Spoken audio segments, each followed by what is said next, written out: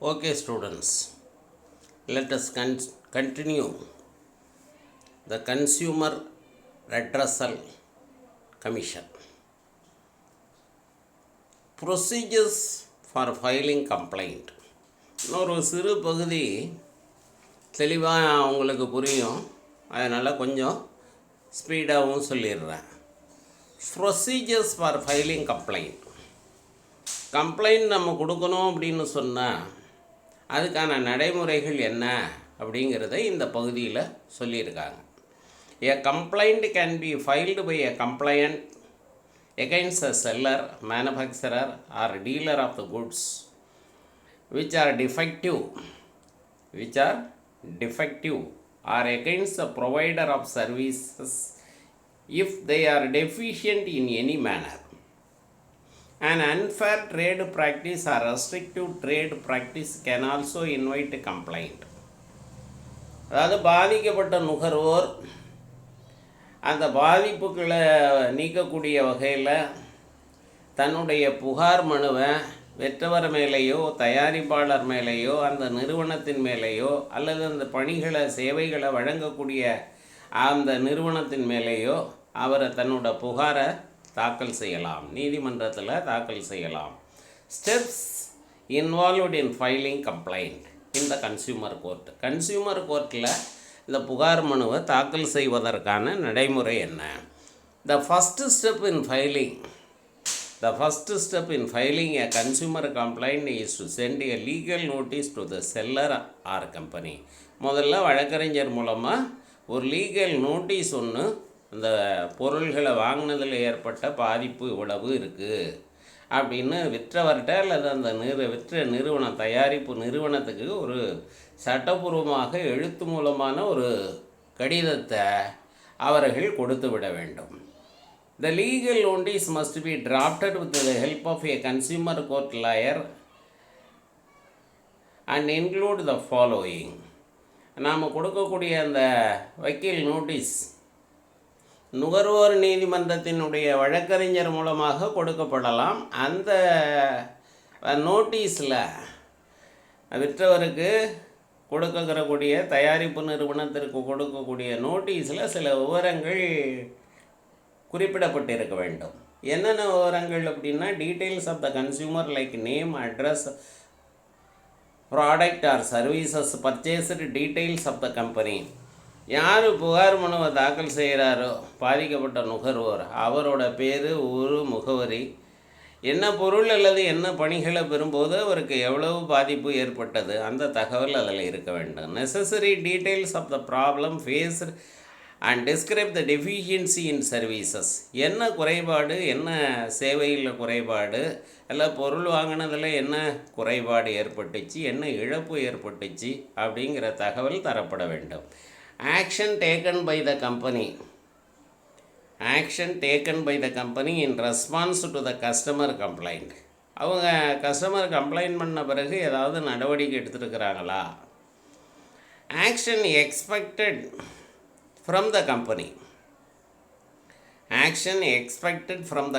நாம் கேட்கக்கூடியது என்ன? நம்மளோட நோட்டீஸ் மூலமாக, வழக்கறிஞர் நோட்டீஸ் மூலமாக, நம்ம வக்கீல் நோட்டீஸ் மூலமாக நம்ம கேட்கக்கூடியது என்ன? பொருளை மாற்றி கொடுக்க சொல்லி கேட்கலாம், சரி செய்து கொடுக்க சொல்லி கேட்கலாம், அல்லது இழப்பீடு கேட்கலாம். என்ன கேட்குறோம்? Action expected from the company. Time period given to the company to take action. அதில் அந்த கடிதத்தில் ஒரு குறிப்பிட்ட டைம் ஃப்ரேம் கொடுத்துருக்கணும். 30 நாளைக்குள்ளார இந்த குறைபாட்டை தீர்த்து வைக்கலைன்னா நான் நுகர்வோர் நீதிமன்றத்தில் புகார் மனுவை தாக்கல் செய்ய இருக்கிறேன். அந்த காலம் குறிப்பிட வேண்டும். Time period given to the company to take action. The legal action that will be taken upon the failure by the company in sending a reply to the legal notice. எந்த நடவடிக்கையும் எடுக்காத பட்சத்தில் இந்த வழக்கறிஞர் நோட்டீஸில் குறிப்பிடப்பட்டுள்ள இந்த இழப்பை சரி செய்யாத பட்சத்தில், சரி செய்வதற்கு எந்த நடவடிக்கையும் எடுக்காத பட்சத்தில் நான் நுகர்வோர் நீதிமன்றத்தில் புகார் மனுவை தாக்கல் செய்ய இருக்கிறேங்கிற தகவலை நம்ம கொடுக்க வேண்டும். அடுத்து பாருங்கள், who can make the complaint. யார் கம்ப்ளைண்ட் பண்ணலாம்? Who can make the complaint? The consumer as defined under the Consumer Protection Act 1986. நுகர்வோர் பாதுகாப்பு சட்டத்தில் நுகர்வோர்னு குறிப்பிடப்பட்டுள்ள நபர் பாதிப்புக்குள்ளாகும் போது அவர் புகார் மனுவை தாக்கல் செய்யலாம். The Registered Voluntary Consumer Association, பதிவு செய்யப்பட்ட தன்னார்வலர் குழு அமைப்புகள் நுகர்வோர் சார்பாக புகார் மனுவை தாக்கல் செய்யலாம். Central government, state government, union territory, மத்திய அரசாங்கம், மாநில அரசாங்கம் அல்லது யூனியன் டெரிட்டரி அவங்க இந்த புகார் மனுவை தாக்கல் செய்யலாம். One or more consumer representing numerous consumers having the same interest. ஒன்றுக்கு மேற்பட்ட பல நுகர்வோர்கள் ஒன்றாக சேர்ந்து இந்த புகார் மனுவை தாக்கல் செய்யலாம். When complaints can be made, எப்போ கம்ப்ளைண்ட்டை நம்ம கொடுக்கணும்? When the complaints can be made, a complaint may be made in writing under the following circumstances. Loss or damage is caused to the consumer due to unfair trade practices of a trader. முறையற்ற வணிகத்தினால, ஏமாற்றப்பட்டதுனால, சுரண்டல்னால இழப்பு ஏற்பட்டு இருக்கும் பட்சத்தில், சேவையில் குறைபாடு இருக்கும்னால ஏற்பட்ட இழப்பை ஈடு செய்வதற்காக நிவாரணம் கோரி நாம் புகார் மனுவை தாக்கல் செய்யலாம். அதனால் பாதிப்பு இருந்ததுன்னா புகார் மனுவை கொடுக்கலாம். If article purchased by a consumer is defective, நம்ம வாங்கின பொருள் நல்ல பொருள் இல்லை, அது டிஃபெக்டிவ், குறைபாடுடைய பொருளாக இருக்குது. If the services availed by a consumer suffer from any deficiency, சேவையில் குறைபாடு இருந்ததுன்னா நாம் புகார் மனுவை தாக்கல் செய்யலாம். when the price paid by the consumer is in excess of the price displayed on the goods, or when the price is in excess of the price fixed under any law in force, சட்டபூர்வமாக பொருளோட விலை என்னன்னு அரசாங்கம் குறிப்பிட்டிருக்கும், அந்த அரசாங்கம் குறிப்பிட்ட விலையை விட அதிகமான விலைக்கு பொருளை விற்றாருன்னா விற்றவர் மேலே வழக்கு தொடுக்கலாம். அல்லது பொருளில் குறிக்கப்பட்டுள்ள விலை, அந்த பொருளில் குறிக்கப்பட்ட விலையை விட அதிகமான விலைக்கு அந்த பொருளை விற்றுருக்கிறாரு, நுகர்வோர் வாங்கியிருக்கிறாரு, அதனால் இழப்பு ஏற்பட்டதுன்னா நம்ம புகார் மனுவை தாக்கல் செய்யலாம். Goods which will be hazardous to life and safety when used or being offered for sale to the public in contravention of the provisions of law. அதாவது ஆபத்து விளைவிக்கக்கூடிய பொருள்களை, பாதுகாப்பு குறைந்த பொருள்களை விற்று அதனால் இழப்பு ஏற்பட்டு இருக்கும் பட்சத்தில் நம்ம புகார் மனுவை தாக்கல் செய்யலாம். ஹவு டு ரிஜிஸ்டர் த கம்ப்ளைண்ட்ஸை எப்படி பதிவு பண்ணுறது? Complaints can be registered within 2 years from the date on which the cause of action has arisen to the date on which the completion from the deficiency in service.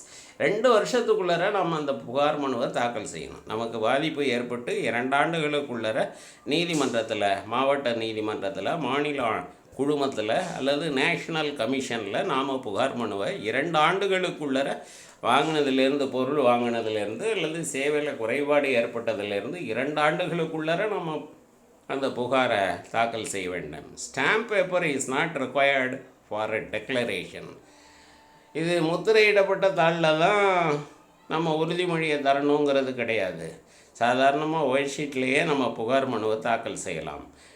Complaint can be registered in person by the complaint or through the authorized agent or by the post addressed to the redressal agency. கம்ப்ளைண்ட்டை நேரடியாக கொண்டு போய் பாதிக்கப்பட்ட நுகர்வோர் நீதிமன்றத்தில் கொடுக்கலாம், அவர் சார்பாக அவருடைய முகவர் கொடுக்கலாம், அல்லது கடிதம் மூலமாக அந்த ரெட்ரஸல் ஏஜென்சிக்கு நம்ம பதிவு தபால் மூலமாக அனுப்பி வைக்கலாம். அட்வொகேட்ஸ் ஆர் நாட் நெசசரி, வழக்கறிஞர் மூலமாக தான் தாக்கல் செய்யணும் அப்படிங்கிறது கிடையாது. What are the particulars that should be furnished? What are the particulars that should be furnished along with the complaint? கம்ப்ளைண்ட்டோட நம்ம வேறு என்ன சேர்த்து நம்ம தாக்கல் செய்ய வேண்டியது என்ன? The name and complete address of the complaint. யார் புகார் மனுவை தாக்கல் செய்கிறாரோ அவருடைய பெயர், முழு முகவரியும் தர வேண்டும். The name and complete address of the opposite party. யாரால் நமக்கு இந்த பாதிப்பு ஏற்பட்டதோ அந்த நிறுவனம் அல்லது அந்த விற்பனையாளரோட பெயர், முகவரி தரப்பட வேண்டும். Date of purchase of the goods or services availed. நம்ம என்னைக்கு பொருள் வாங்கியிருக்கோம் அல்லது என்னைக்கு அந்த சேவையை பெற்றிருக்கிறோம், அதில் ஏற்பட்ட குறைகளை சொல்ல வேண்டும். Amount paid for the above purpose, இதுக்காக எவ்வளோ பணம் செலுத்தி இருக்கிறோங்கிறத சொல்ல வேண்டும். Particulars of goods purchased with number or details of services availed, என்ன பொருள்களை வாங்கியிருக்கிறோம், எவ்வளோ வாங்கியிருக்கோம், இல்லை என்னென்ன சர்வீசஸ் நம்ம அவைல் பண்ணியிருக்கிறோம் அப்படிங்கிற தகவலை தர வேண்டும். The details of the complaint whether it is against unfair trade practices, supply of defective goods, deficiency in services provided, collection of excess price should explicitly be mentioned in the complaint petition. நம்ம கொடுக்குற புகார் மனுவில் எதனால் நம்ம பாதிக்கப்பட்டிருக்கோம், அதிக விலைக்கு விற்றதுனால இழப்பு ஏற்பட்டதா, சேவையில் குறைபாடு காரணமாக இழப்பு ஏற்பட்டதா, பொருள் இடர்பாடுடைய பொருள்களை விற்றுருக்கிறதுனால நமக்கு இழப்பு ஏற்பட்டதா, அல்லது அதிக விலைக்கு விற்றுருக்கிறாரா, அதை எதனால் அந்த இழப்பு ஏற்பட்டதுங்கிறத தெளிவாக குறிப்பிட வேண்டும். Bills, receipts and copies of related correspondence if any, நம்ம வாங்கின பொருளுக்குரிய கேஷ் ரெசிப்டை, அந்த ஆவணத்தை நம்ம நீதிமன்றத்தில் தாக்கல் செய்ய வேண்டும். Then relief to the consumers, relief நம்ம என்ன நிவாரணம் கேட்குறோம், இந்த நிவாரணம் நுகர்வோருக்கான நிவாரணம்.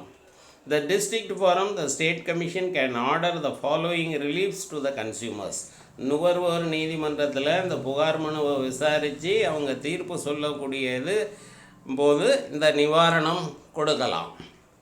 The district forum state commission can order the following reliefs to the consumers to remove the defects in the goods pointed out, அந்த பொருள் வாங்கின பொருளில் ஏற்பட்டுள்ள குறையை சரி செய்து கொடுக்க சொல்லலாம்.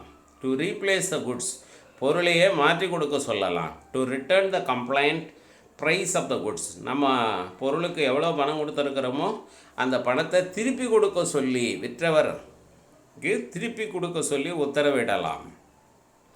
To pay such amount of compensation for the loss or injury suffered by the consumer, நுகர்வோருக்கு ஏற்பட்ட இழப்பை சரி கட்டுவதற்காக ஒரு குறிப்பிட்ட இழப்பீட்டு தொகையை வழங்க சொல்லி நுகர்வோர் நீதிமன்றம் உத்தரவிடலாம். To discontinue the unfair trade practices or not to repeat it, விற்ற நிறுவனத்திற்கு ஒரு உத்தரவு, ஒரு எச்சரிக்கை, நிறுவனம் அந்த விற்ற நிறுவனத்திற்கு பொருள்களை விற்ற நிறுவனத்திற்கு ஒரு எச்சரிக்கை கொடுக்கலாம். நீதிமன்றம் ஒரு எச்சரிக்கை கொடுக்கலாம், இது போன்ற நிகழ்வுகள் இனிமேல் நிகழக்கூடாது. To discontinue the unfair trade practices or not to repeat it.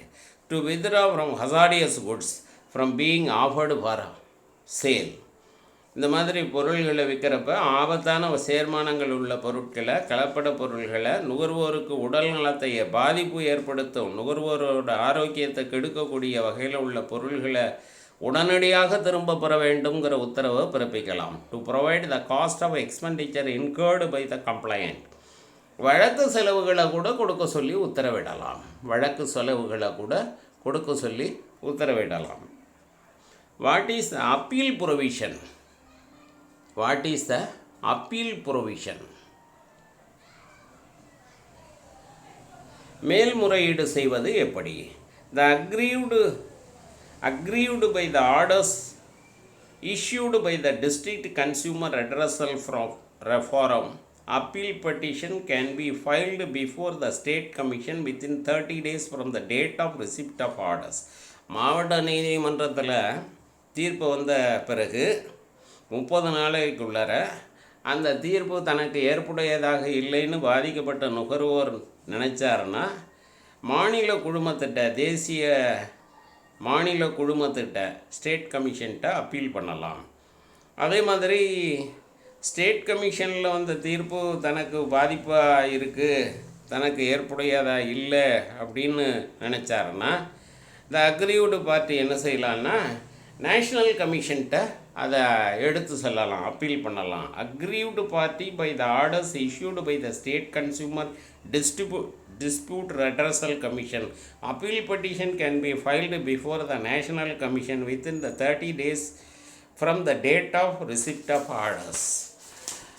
அதே மாதிரி தேசிய குழுமம் தந்த அந்த தீர்ப்பு தனக்கு ஏற்புடையதாக இல்லை அப்படின்னு அவர் பாதிக்கப்பட்ட நுகர்வோர் நினச்சாருன்னா அவர் சுப்ரீம் கோர்ட்டில் 30 நாளைக்குள்ளார அந்த தீர்ப்பு வந்த நேஷ்னல் கமிஷன்லேருந்து வந்த தீர்ப்பு வந்த 30 நாளைக்குள்ளார அவர் தீர்ப்பினுடைய நகலை வைத்து சுப்ரீம் கோர்ட்டில் உச்ச நீதிமன்றத்தில் அவர் மேல்முறையீடு செய்யலாம். Aggrieved party by the orders issued by the National Consumer Dispute Redressal Commission, appeal petition can be filed before the Supreme Court of India within 30 days of the date of receipt of orders. No fee is charged for registering an appeal petition before state or national commission. இதுக்கெல்லாம் நம்ம எந்த கட்டணமும் செலுத்த வேண்டியது இல்லை. Appeal பெட்டிஷனுக்கு அப்பீலுக்கு போகிறப்ப நம்ம எந்த கட்டணமும் செலுத்த வேண்டியது இல்லை. The appeal petition has to be filed with the grounds for appeal with the copies of orders of lower redressal agencies, and registering the procedures are same as is being done in the case of registering the complaint. அதாவது மற்ற நீதிமன்றத்தில் கீழமை நீதிமன்றங்களில் கொடுக்கப்பட்டுள்ள தீர்ப்பினுடைய நகலோடு சேர்த்து வழக்கமாக புகார் மனுவை தாக்கல் செய்கிற மாதிரியே மேல்முறையீட்டை நம்ம தாக்கல் செய்யலாம். Okay students, thank you.